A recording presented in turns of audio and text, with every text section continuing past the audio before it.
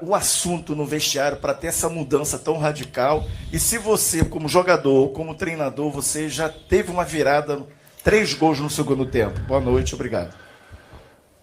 Bom, na virada, não lembro, mas pode ter certeza que, digamos que 99% teve. Eu estava em campo, né? Aí eu acredito que ia acontecer essa virada. Mas o primeiro tempo a gente não foi muito bem, porque infelizmente também a gente tomou um gol com 1 minuto, menos de 1 minuto. Eu sempre falo para eles que quando o árbitro apita, a coisa vai acontecer, a favor e contra. Infelizmente, nós tomamos um gol com menos de 1 minuto e isso prejudicou um pouco a nossa equipe, que alguns jogadores sentiram, e é uma coisa normal no futebol, e o Fluminense aproveitou. O Fluminense ficou com moral, estava 1-0, começou a ganhar espaço, nosso time ficou muito espaçado, e o Fluminense criou algumas situações de gol. Conversamos no intervalo, mudei a equipe taticamente, voltamos, não que faltou espírito no primeiro tempo, mas o nosso time ficou mais junto, ficou com mais confiança para jogar, começou a criar, e é difícil virar um jogo desse, porque a gente não está enfrentando qualquer equipe não. O Fluminense com certeza vai brigar lá na parte de cima da tabela, vai brigar pelo título, como o Palmeiras, o próprio Cruzeiro, que daqui a pouco vai embora. Então foi bastante emocionante justamente por isso. Dar os parabéns novamente para o nosso torcedor. Nosso torcedor veio, compareceu, incentivou, gritou. E o que a gente poderia fazer por eles é dar essa vitória. Sabíamos que ia ser difícil, como foi. É um clássico, não é fácil você virar. E da maneira que aconteceu, entendeu? Então, mais uma vez, o grupo está de parabéns. Descansar agora. Essa noite pelo menos, né? E a partir da manhã a gente começa já a pensar no Grêmio. Você vê a importância que, não pela minha chegada, não, os méritos são do grupo, mas nós disputamos três jogos, 9 pontos, nós ganhamos 7.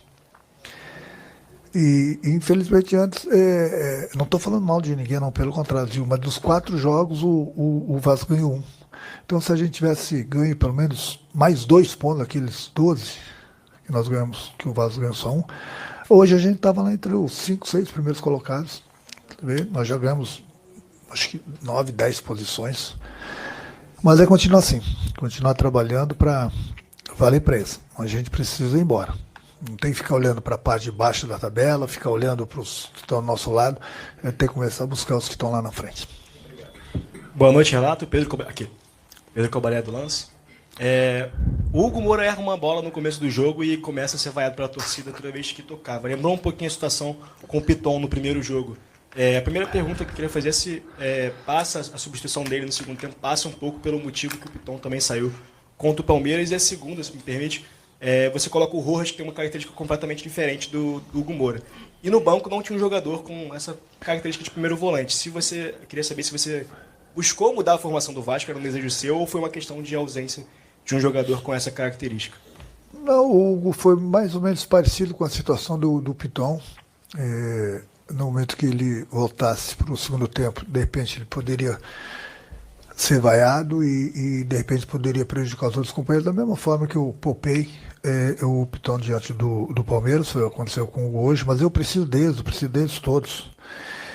Não foi por falta de um outro volante no banco, não, foi que nós estávamos perdendo o jogo. Coloquei a equipe um pouco mais para frente, deu certo, começamos a criar, fizemos os 3 gols, a equipe entrou com o espírito ainda maior do primeiro tempo, como aconteceu no segundo tempo do Palmeiras, no segundo tempo do Cruzeiro. Hoje mesmo, no vestiário, dei os parabéns para ele, falei, eu vou ligar para a FIFA, pedir para ela dar só 45 minutos. Eles só querem jogar 45 minutos. Mas tem muito a ver também, porque um clássico você entra e de repente com menos de 1 minuto se toma gol, né? Aí dificulta ainda mais o trabalho. Mas acho que o mais importante de tudo foi que o grupo deu uma volta por cima maravilhosa. Vencemos um grande adversário. Eu conheço bem esse grupo do Fluminense. E é muito difícil você vencer, principalmente o clássico, uma virada dela depois de estar perdendo 2-0. Mas nós conseguimos, cada jogo que passa a gente vai se fortalecendo mais. E como falei, a partir de amanhã agora a gente começa a pensar no Grêmio, no final de semana. Renato, boa noite. Cauê Rodrigues, do Colina 1927. O Vasco tem a mística de ser o time da virada, né? E com você já são 3 viradas em 3 jogos, 2 vitórias, um empate contra o Cruzeiro. Queria saber de você qual a importância de vencer jogos assim e se tem um gosto especial aplicar a lei do ex, né? Aqui no Maracanã contra o Fluminense, uma vitória muito importante no Clássico. Obrigado. A gente não quer ficar sofrendo, como eu falei, né? A gente quer sempre sair na frente e não sofrer tanto, né? Porque nem sempre a gente vai conseguir virar os jogos. Principalmente, como eu falei, foram 3 adversários, nós ganhamos 7 pontos, agora tem o Grêmio, quer dizer, os 4 jogos que eu estou à frente do Vasco são 4 jogos dificílimos. Mesmo assim, a gente está caminhando bem. Não, 2 não, eu sempre fui muito bem tratado lá no Fluminense, tenho um carinho muito grande por todos eles, pela torcida do Fluminense, pelo presidente do Fluminense, o Mário, me deu super bem com ele.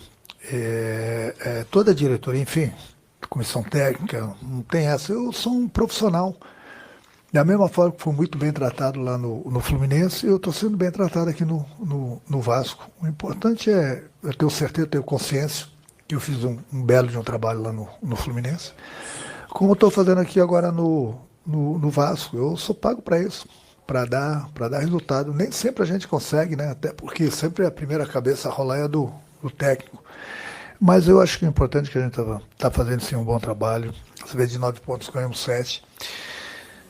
E como eu falei agora, a partir da manhã, pensar no jogo do Grêmio, tentar buscar mais um resultado positivo para a gente ir buscar, começar a se juntar com o pessoal lá na frente e esquecer o pessoal aqui de trás.